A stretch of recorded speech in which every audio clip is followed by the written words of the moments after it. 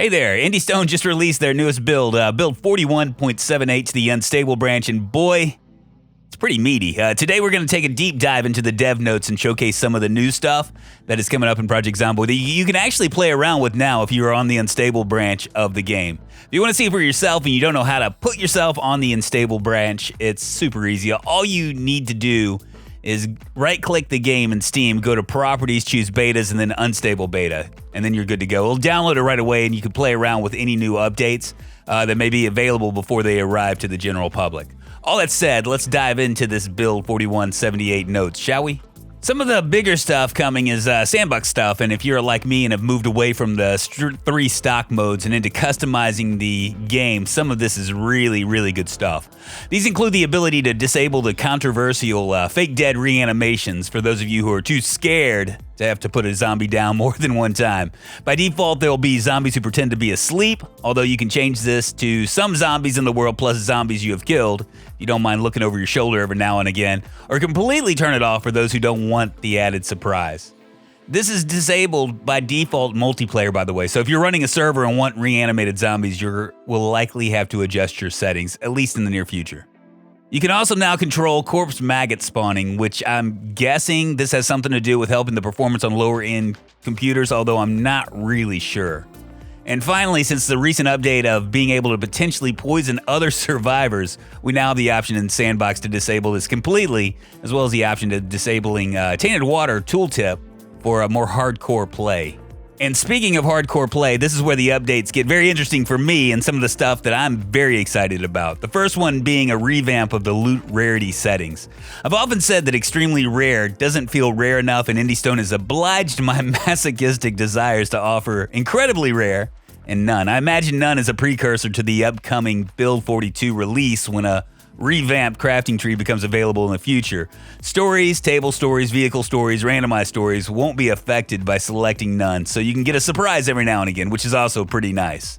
They've also added the option to gas stations as well, with super low and none now a possibility, and you can untick the survivor vehicles option to prevent survivor vehicles from spawning, which is nice too, because you can actually simulate like a 10 years later run, because there won't be any survivor vehicles at that point.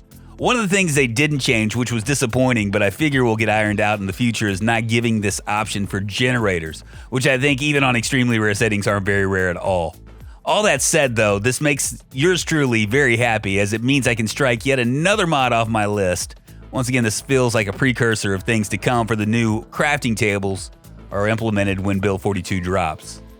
If you ever wanted to experiment with different zombie types, now's your chance, as Indy Stone is giving us the ability to set things like Eagle Eye, Tough, Pinpoint Hearing, etc., to random, which may make things more interesting situation-wise when you're fighting the zombie populations.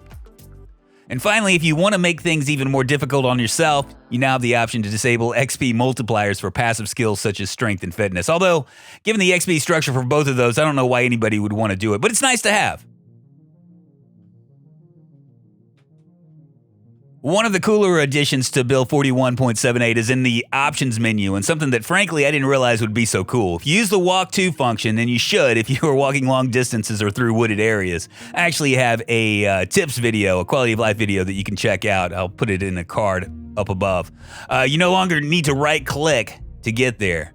The walk to function now has a default key of Y, and obviously you can change that. It may not be a life changer, but it definitely is a life pleaser in my opinion. Another cool addition is in the vehicle UI, where now we can visibly see if a battery has the juice necessary to start the car, as well as how much gas the car in question has. For those of you that didn't know this, there's always been a confusion over the battery life, because you can have a battery in 100% condition but with a 0% charge. And to see that, you literally have to click on the battery to see the charge. With gas, you'd have to scroll over the gas tank in the UI to get that information. But the new update fixes this in a plain-to-see fashion, so you can quickly determine if the car is drivable or not. And speaking of cars, there's now a chance that you can set off an alarm by hot wiring it, which could lead to some very interesting scenarios. And finally, I gotta say my life is complete. We can now set our house on fire by sticking metal objects into microwaves. There's actually much more in the notes, but these are the things that I've found to be the most interesting. If you want to look at the change notes yourself, there will be a link in the description below. And that does it for this relatively quick video. If you enjoyed this video, felt enlightened, or just want to be incredibly kind, thumbs up on your way out, please. And if you haven't subscribed to this channel yet, tap that button. My name is Drunkonlife, and this is a wrap. Goodbye.